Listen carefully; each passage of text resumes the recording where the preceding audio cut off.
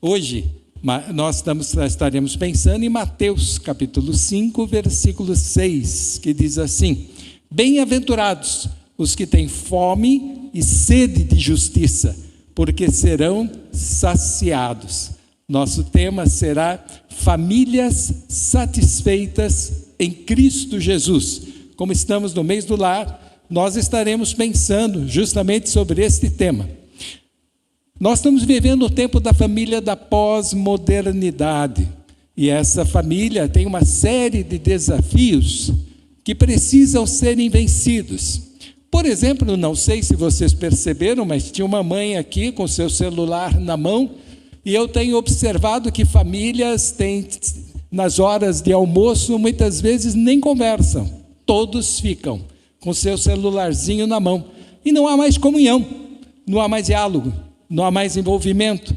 É a família dos nossos dias, a família do tempo que nós vivemos. Mês de maio, mês de família, e nós estaremos estudando ao longo ainda desse mês mais algumas bem-aventuranças e gostaríamos de aplicá-las também à família, ao nosso dia a dia. Sabendo que Deus, Ele tem para revelar aos nossos corações aquilo que Ele deseja, para que nós, como crentes no Senhor Jesus, estejamos cada momento da nossa vida vivendo segundo o coração de Deus. A família tem sido marcada por uma profunda transição nas suas estruturas, nos seus papéis, nos seus valores tradicionais, que tem resultado em lares muito sensíveis, muito frágeis, lares onde as pessoas são individualistas, extremamente lares sujeitos à separação, à dissolução. Os relacionamentos entre as pessoas dentro do lar são facilmente desfeitos. É uma visão consumista, individualista, que valoriza apenas o tempo presente, mas que não olha para o futuro. A ausência de referências espirituais tem gerado uma coisa chamada egoísmo, medo, insegurança e solidão. Hoje eu gostaria de pensar com vocês como Deus pode mudar esta realidade a partir do nosso próprio coração. Há uma palavra de Deus lá no profeta Isaías, no capítulo 55, versículos 1 a 3, que é uma chamada. E eu gostaria que você prestasse bem atenção para essas palavras que Deus falou através de Isaías. O texto diz assim: venham todos vocês que estão com sede, venham às águas, e vocês que não possuem dinheiro algum, venham, comprem e comam. Venham, comprem vinho e leite sem dinheiro e sem custo, porque gastam dinheiro naquilo que não é pão, e o seu trabalho árduo naquilo que não satisfaz. Escutem-me, e comam o que é bom, e a alma de vocês se deliciará na mais fina refeição. Deem ouvidos e venham a mim, ouçam-me, para que sua alma viva. Farei uma aliança eterna com vocês, minha fidelidade estará com vocês como foi prometida a Davi. Famílias satisfeitas em Cristo Jesus. É interessante que Jesus... Está vendo aqui reverberação do som. Estão ouvindo? Não? Ou só eu aqui atrás? É interessante que Jesus ele agiu a cada momento falando numa forma coloquial. Ou seja, ele falava na linguagem do povo, da forma como o povo vivia. E ele trouxe o Sermão da Montanha e todos os demais ensinamentos utilizando aquilo que acontecia no dia a dia das pessoas que conviviam com ele. Por isso que muitas vezes, quando nós vamos examinar o texto da palavra, nós encontramos várias traduções, porque algumas tentam trazer aquele significado imanente do dia a dia que Jesus vivia, e outras traz apenas a tradução do próprio texto grego. Por exemplo, Quando Jesus diz, eu sou o bom pastor, ele lembra daquele pastor que ficava com as ovelhas lá na montanha e as levava para os campos para que se saciassem. Quando ele falava, eu sou a videira verdadeira, ele se lembra daquela árvore que produzia seus frutos, que precisava ser tratada para que pudesse produzir frutos abundantes. É interessante que quando Jesus ele usa a expressão bem-aventurados que têm fome e sede de justiça, porque serão saciados, ele olha para o coração daquele povo, ele olha para a vida daquele povo, ele olha para as necessidades daquele povo, ele olha para as pessoas que queriam olhar para Deus e diz, olha, há um Deus e um Deus que sacia. Um Deus que vem ao encontro, um Deus que traz paz, um Deus que conhece todas as coisas que acontecem na vida de cada um Deus que deseja a cada momento fazer parte da sua vida e saciar o seu coração. Nós estamos falando sobre bem-aventurança. A primeira mensagem que nós pregamos tratava de bem-aventurados pobres de espírito. E quando se fala em pobres de espírito, estava falando em absoluta miséria espiritual. É quando eu olho para a minha vida, quando eu olho para o meu coração e eu digo, Deus, eu não tenho nenhum mérito para ir ao teu trono de graça, mas pela misericórdia do teu amor, eu me encontro contigo. A segunda bem-aventurança foi bem-aventurados que choram. É aqueles que olham para si, veem seus pecados e choram, porque seus pecados o distanciam de Deus, mas ao chorarem, Deus olha para cada um de nós, Ele diz, eu te amo, e eu te abençoo, eu te perdoo. Também fala sobre os bem-aventurados mansos. Quem são os mansos? São aqueles que se colocam sob a graça de Deus e permite que o Espírito Santo transforme o coração, que dirija a vida, que age com mansidão, que pode ser domado por Deus. Mas vamos voltar um pouquinho, pobre de espírito. Jesus referiu-se àquele que esvazia sua alma, esvazia-se do seu ego e permite que a graça de Cristo o encha por completo. Ele fala de chegar-se à presença de Deus com mãos vazias, não com méritos pessoais, mas vendo a sua própria miserabilidade, vendo o seu próprio pecado e olhando para Deus e dizendo, Senhor, olha para mim na minha miséria espiritual e que o teu Espírito conduza a minha vida para que eu possa viver sob a tua comunhão. A segunda bem-aventurança, ela trata justamente daquele indivíduo que ele olha para si e vê seu próprio pecado e ele chora. Paulo, quando escreveu a sua carta aos Romanos, ele disse, olha, nós gememos até agora. Ele diz assim, sabemos que toda a natureza criada geme até agora, como em dores de parto. Hoje é dia das mães, mãe sofre no parto. E ele compara justamente a dor da alma, a dor do pecado, a dor de tentar viver cada dia na presença de Deus e o conflito que existe dentro de nós como um gemido dentro da nossa alma, pois muitas vezes nós não conseguimos e nós sofremos com isso. E ele diz, e não só isso, nós gememos que temos os primeiros frutos do Espírito. Gememos interiormente, esperando ansiosamente nossa adoção como filhos, a redenção do nosso corpo. Ele diz, olha, nós gememos hoje, mas Deus um dia virá nos buscar, Ele vai voltar, ou se Ele não voltar até que eu parta, eu estarei com Ele de qualquer forma no céu. É um choro.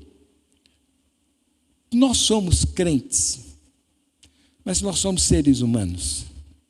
Nós fomos salvos pelo sangue de Cristo, mas nós também continuamos como pecadores.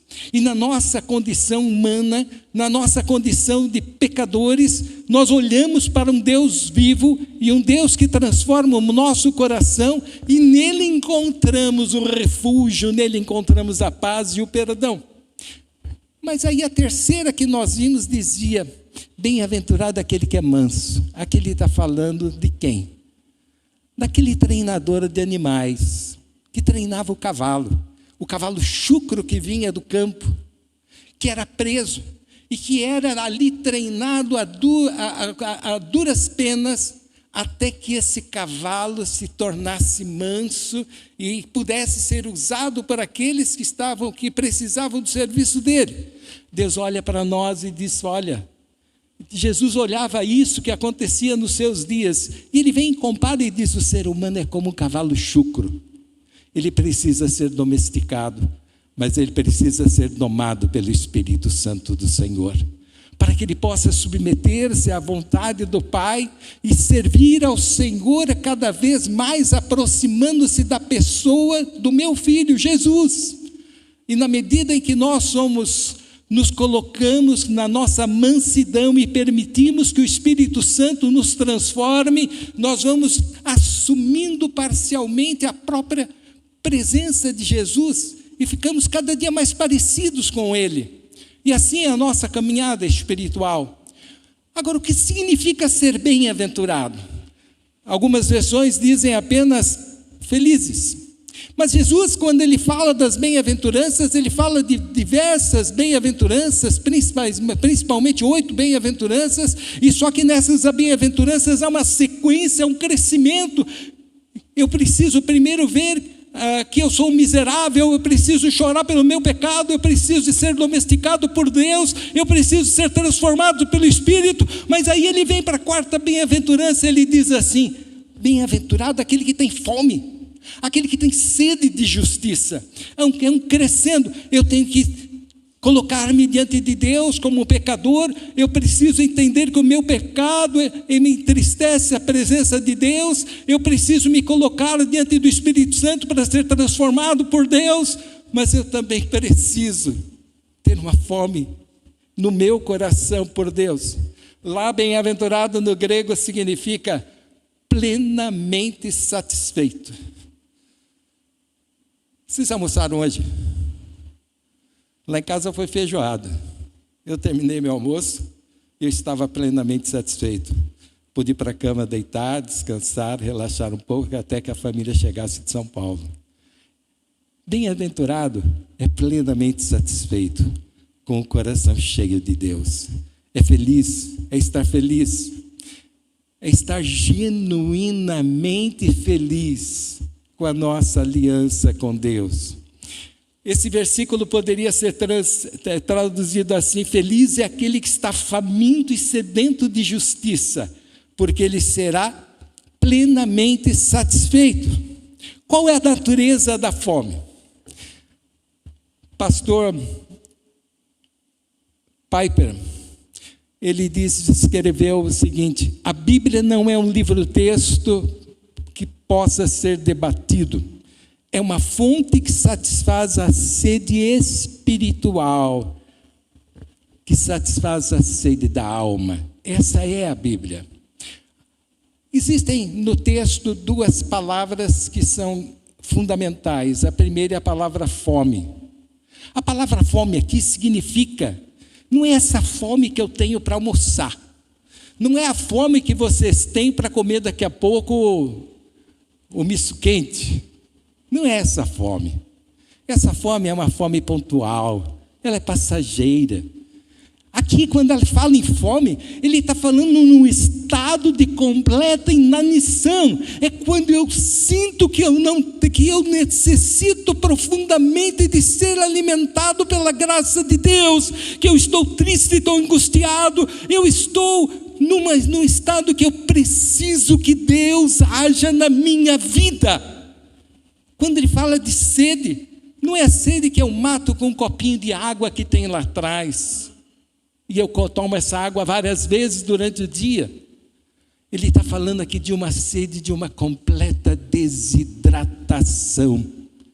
Quando ele fala de fome, é inanição ao extremo.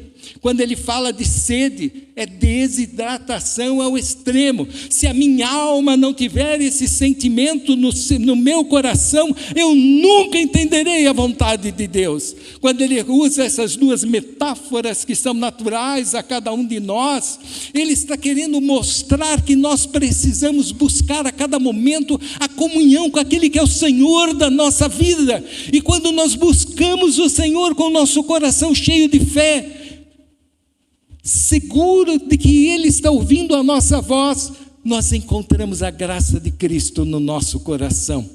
E é Ele, Jesus, que satisfaz a nossa alma, que enche a nossa alma de graça, de unção espiritual. Jesus, Ele está falando daquele sentimento contínuo de fome, por exemplo, que tem daqueles animais que vivem nos morros e eles descem para descedentar a sede, procurando água.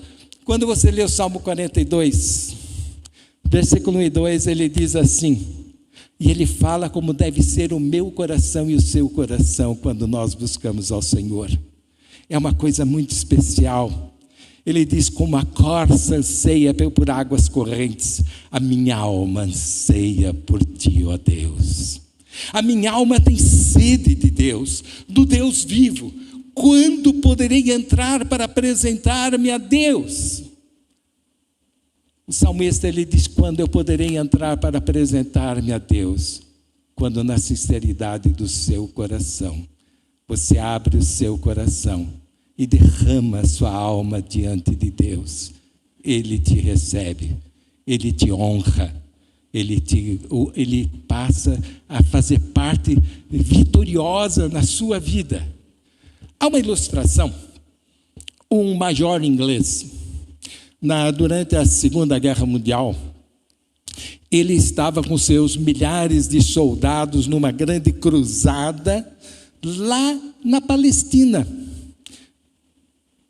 Só que o que aconteceu foi o seguinte, eles tinham um acampamento aqui, e o inimigo estava muito para cá do acampamento, e ele foi com milhares de soldados até o inimigo, e na medida em que ele perseguia os inimigos, ele foi se distanciando muito do lugar onde ele estava. E ele se distanciou durante dias e dias e dias, só que acabou a água, acabou o alimento. E aí ele escreve no seu livro, Vivian Gilbert, ele escreve no seu livro dizendo assim, o sol era causticante, suas cabeças doíam, seus olhos ficavam vermelhos e quase sem visão, suas línguas incharam, seus lábios ficaram pretos ou roxos e se partiam com a sequidão.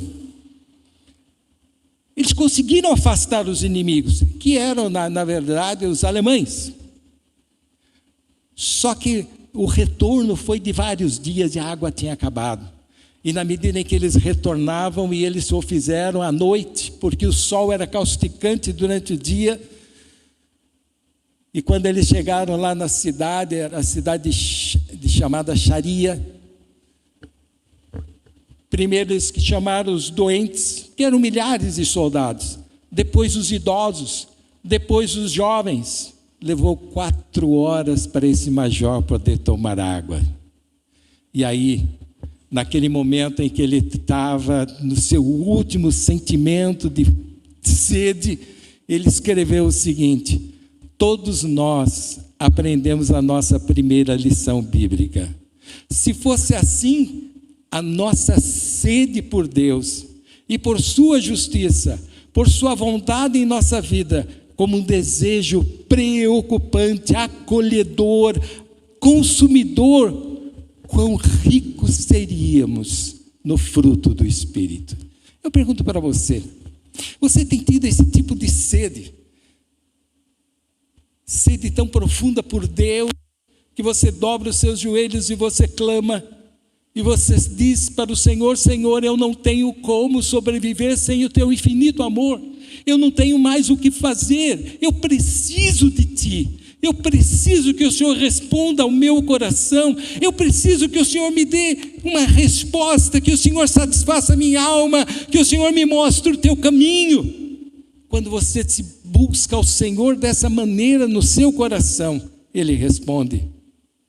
Jesus fala de uma fome de sede que jamais se acaba. Paulo, escrevendo sua carta aos Filipenses, ele diz assim: presta atenção, como está o estágio da sua fé? Como está a sua maturidade cristã? Paulo lhe diz: olha, eu quero conhecer a Cristo, eu quero conhecer o poder da sua ressurreição e a sua participação nos seus sofrimentos. Quero tornar-me como Ele na sua morte, para de alguma forma alcançar a ressurreição dentre os mortos. Eu quero conhecer mais de Cristo. Aí ele continua dizendo assim: não que eu já tenha obtido tudo isso, ou tenha sido aperfeiçoado, mas eu prossigo para alcançá-lo, pois para isso fui alcançado por Jesus Cristo. E aí no finalzinho da sua escrita ele diz: eu prossigo para o alvo, a fim de ganhar o prêmio do chamado celestial de Deus em Cristo Jesus. Eu quero conhecer a Jesus. Quando você lê a Bíblia, quando você lê Mateus, Marcos, Lucas, João, quando você lê o livro de Atos, e você vê o Espírito Santo agindo na igreja, como é que fica o seu coração? Você eleva os seus olhos para os céus e você diz: Senhor, eu quero conhecer o meu Salvador Jesus.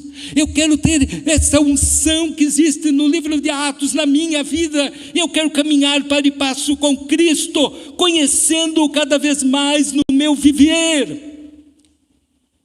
Fome e sede de justiça é deixar o pecado, é deixar os prazeres do mundo para viver na santidade e comunhão com Deus.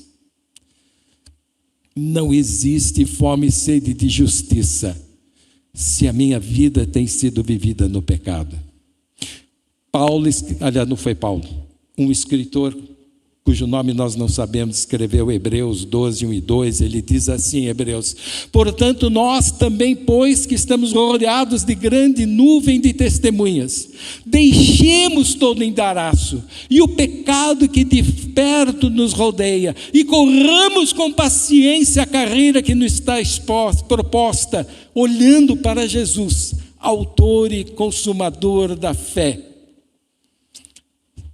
Se alguma coisa que é difícil de deixar é o pecado, mas só pela graça de Deus, só pela presença viva do Espírito Santo no nosso coração nós alcançamos. Mas eu tenho que ter a fome e sede de justiça e a cada dia aperfeiçoar-me e santificar-me cada vez mais, para que eu possa ser parecido com Jesus.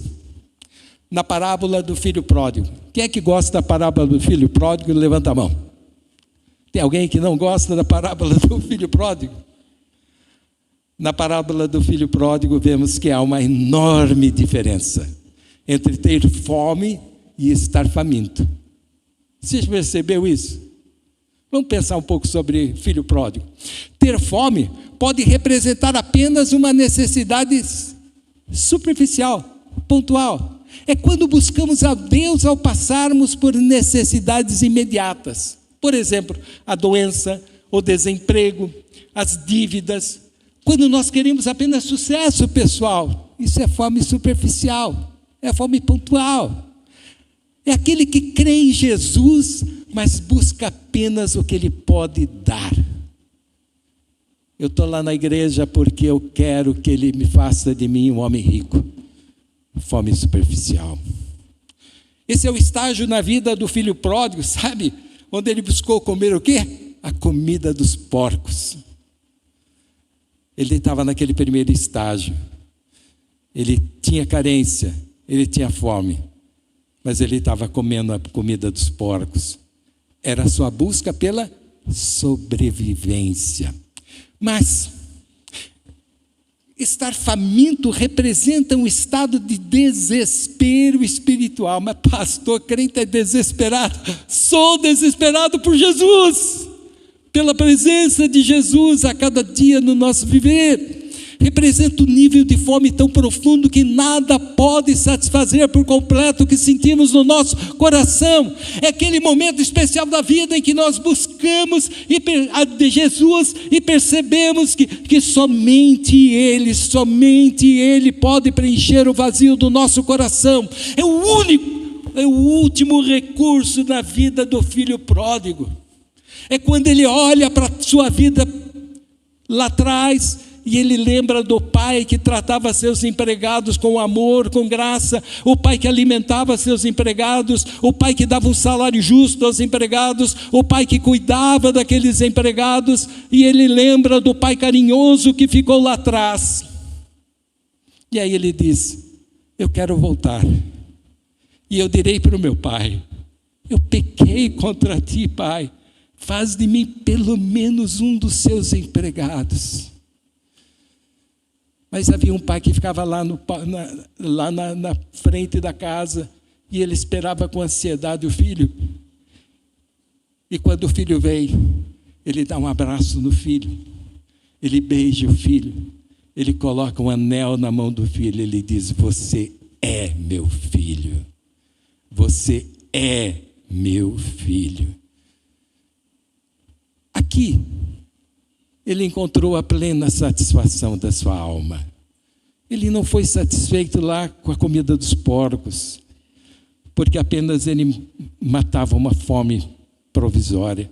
Mas quando ele olha para o Pai, quando nós olhamos para Deus e dizemos: Senhor, somos miseráveis pecadores, carentes do Teu infinito amor, Ele vem ao nosso redor e Ele satisfaz a nossa alma. 1 João 2:15-17 traz uma recomendação. Ele diz assim: não amem o mundo nem o que nele há. Se alguém amar o mundo, o amor do Pai não está nele. Pois tudo que há no mundo, a cobiça da carne, a cobiça dos olhos e a ostentação dos bens, não provém do Pai, mas do mundo. O mundo e a sua cobiça passam, mas aquele que faz a vontade de Deus permanece para sempre. Qual é a natureza da justiça? Jesus, ele disse: bem-aventurados que têm fome e sede. Já falamos sobre isso. Mas fome e sede de justiça. Que justiça é essa que ele fala? Quando eu penso em justiça, eu penso em dois tipos de justiça: justiça divina e justiça humana. Na justiça humana já tive um monte de processos no judiciário.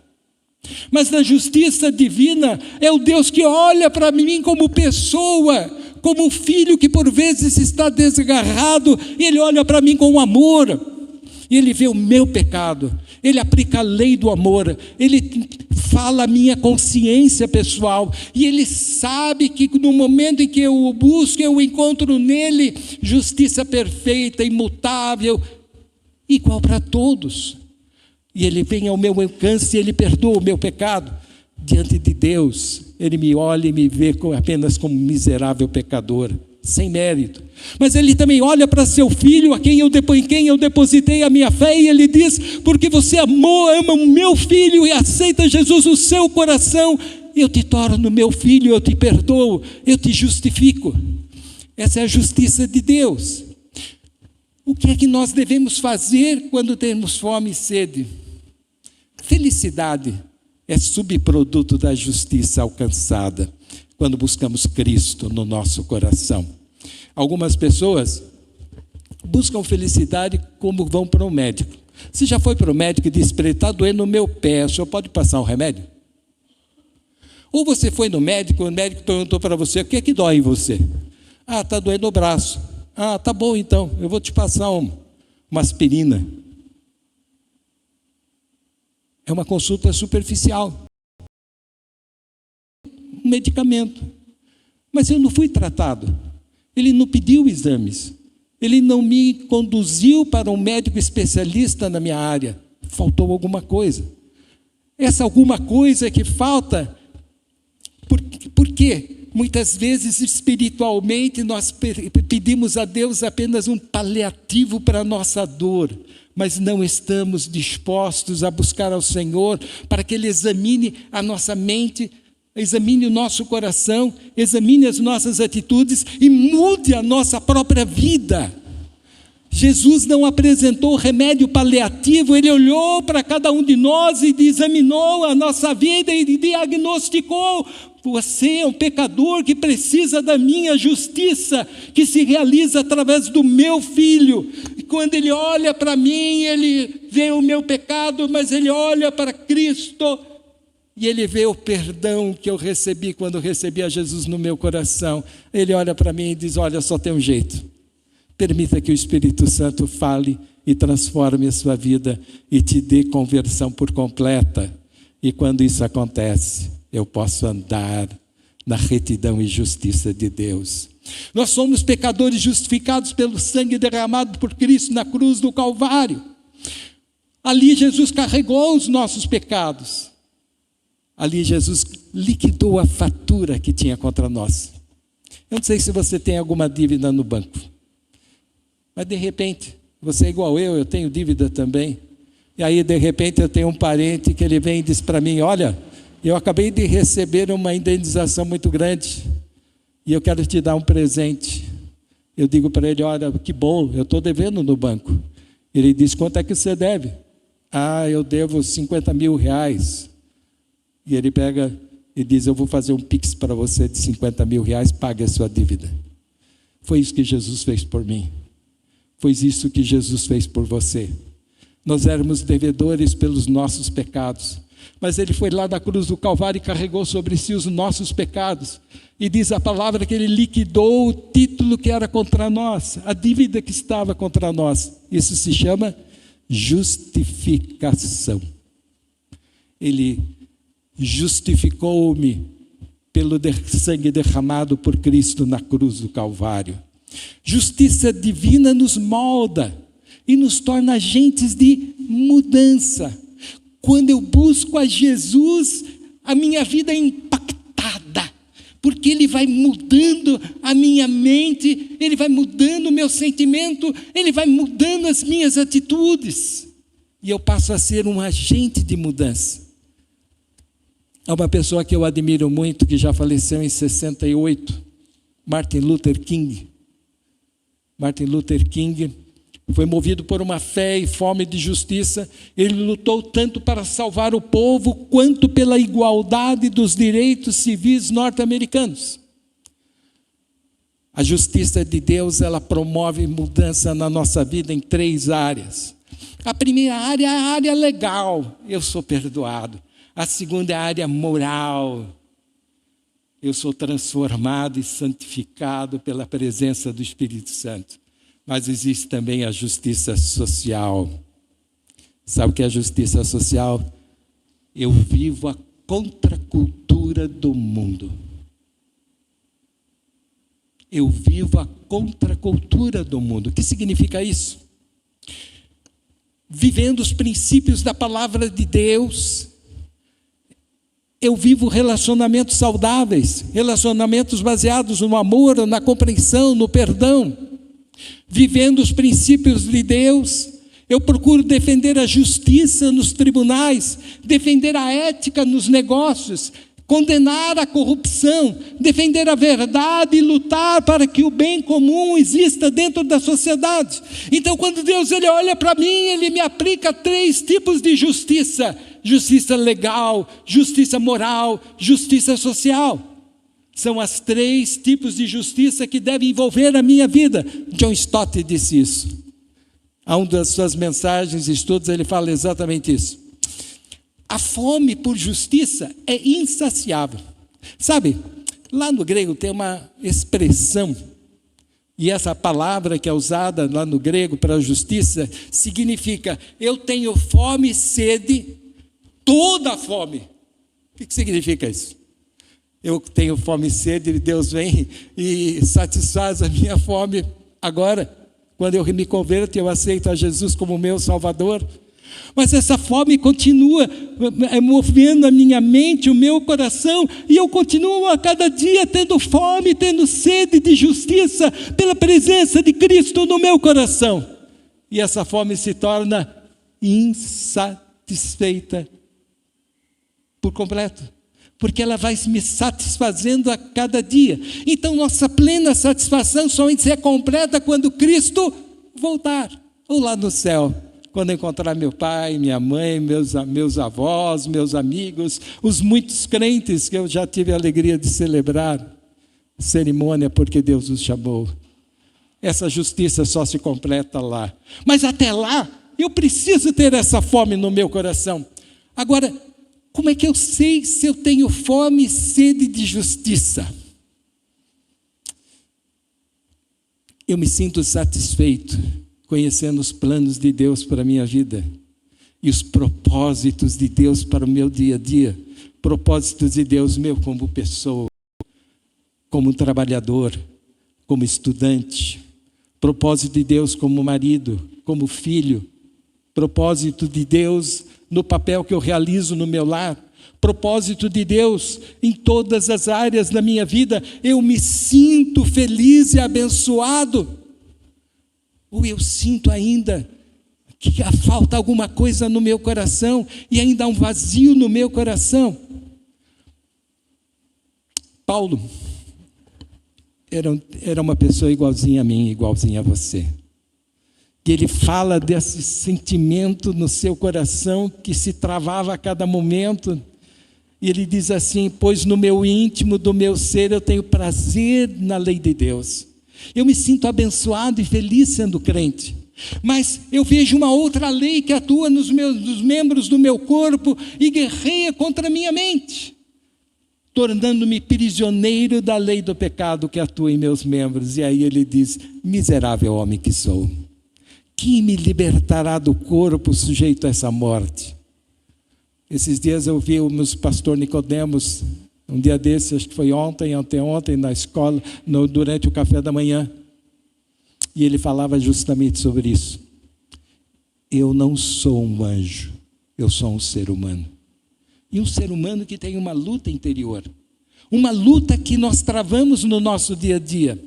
Agora, se eu for egoisticamente e viver o meu egoísmo ao máximo, eu seria o maior de todos os miseráveis, porque eu jamais encontrarei a graça de Deus, que transformará o meu pecado em perdão e trará paz ao meu coração. Deus nos satisfaz no momento em que o buscamos, e Ele continua nos satisfazendo quando buscamos a sua justiça para a santificação. Na primeira vez, então, eu olho pela fé para Jesus e Ele diz: eu te perdoo. Justiça perdoadora, justificadora. Mas a cada dia eu olho para mim, para o meu pecado e digo: Senhor, eu tenho pecado. Eu chego no final da noite, eu vejo o meu coração e diz: eu disse palavra que eu não deveria ter dito, eu menti, eu cometi pecado, me perdoa, Senhor. Mas nessa hora que eu abro o meu coração para Deus, a justiça de Deus me satisfaz, porque Ele perdoa o meu coração. Então a cada dia, a cada movimento da minha vida, eu tenho a justiça de Deus que vem ao meu encontro, e ela encontra no meu coração, na minha mente, na minha vida guarida. E eu sinto paz e alegria vivendo o Evangelho de Jesus.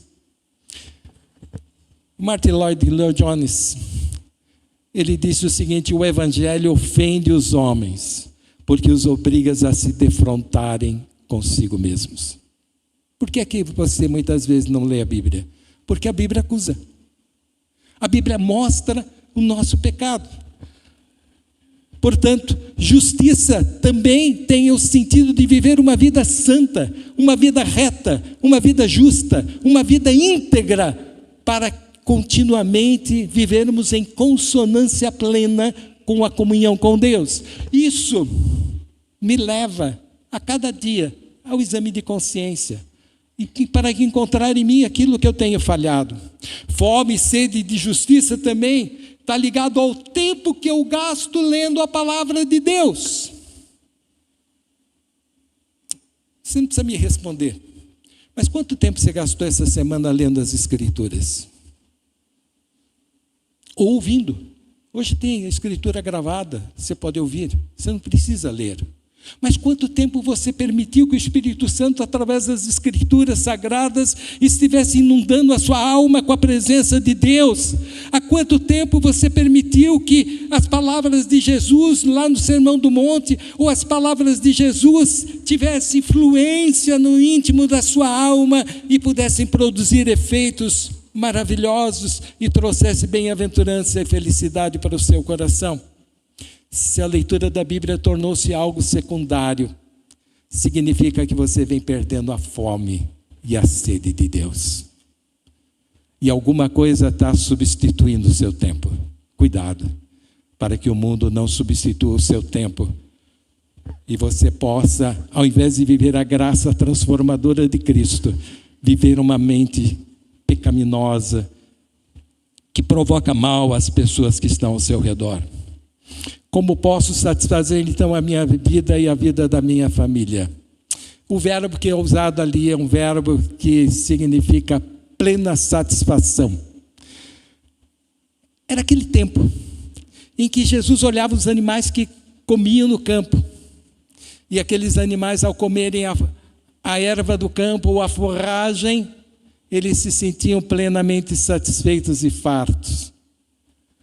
Lá no sítio de meu pai, quando ele criava vacas, ele enchia os coxos de forragem. E elas começavam a comer, só que de repente paravam e sobrava um resíduo, porque estavam plenamente satisfeitas.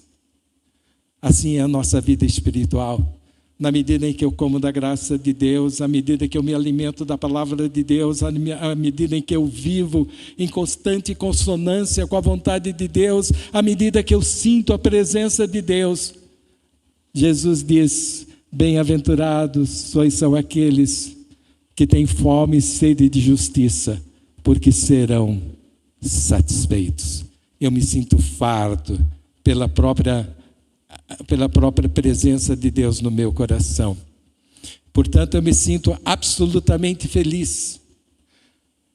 Mas a cada dia eu preciso buscar a sua presença. O Salmo 107, 8, 9 diz assim: que eles deem graças ao Senhor por seu amor leal e por suas maravilhas em favor dos homens. Por quê? Ele sacia o sedento e satisfaz plenamente aquele que está faminto. O Salmo 23, você conhece de cor. Ele começa dizendo assim: o Senhor é o meu pastor e nada me faltará. Tem algum nada que tenha faltado no seu coração? Tem alguma coisa que tem faltado no seu coração? No finalzinho ele diz: ele prepara um banquete para mim à vista dos meus inimigos. Ou seja, ele está presente na minha vida e ele tudo vê. E ele age, interage. Ele diz: tu me honras ungindo a minha cabeça com óleo e fazendo transbordar o meu cálice. Quando eu abro o meu coração diante do Senhor, nada me falta, mas transborda de graça infinita de Cristo. E é Ele que me conduz às águas. Jesus, ele disse: eu sou o pão da vida. Terá fome. Eu quero concluir. O Sermão do Monte, portanto, é a descrição do caráter do crente, que faz parte do reino de Deus. E o crente que deseja ardentemente viver a sua vida servindo a Jesus e testemunhando do seu amor. Aqui, Jesus mostrou que nada é tão urgente, essencial, indispensável como a comida que eu como, como a água que eu bebo, mas a nível espiritual. Então eu preciso ter ambição pessoal. Eu preciso ter a característica de buscar ao Senhor cada dia da minha vida, para que eu possa ter a minha vida satisfeita. Não basta eu vir na igreja de vez em quando. Eu preciso satisfazer a minha alma, buscando ao Senhor a cada momento do meu viver. Daí, Jesus ter dito lá em Mateus 6,33, busquem, pois, em primeiro lugar o reino de Deus e a sua justiça, e todas, todas as demais coisas vos serão acrescentadas. Eu quero fazer uma pergunta para você nesta noite. Você tem mantido esta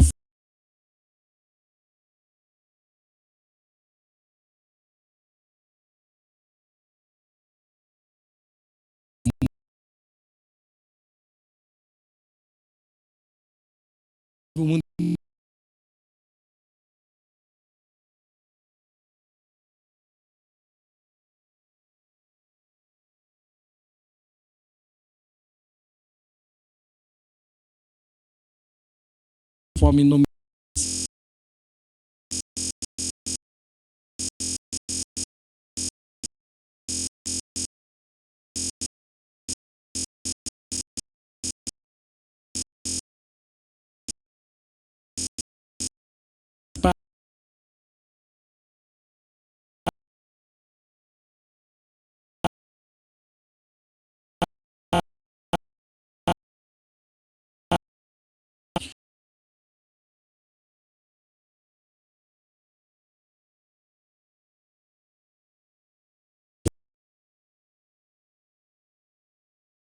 perdão pelos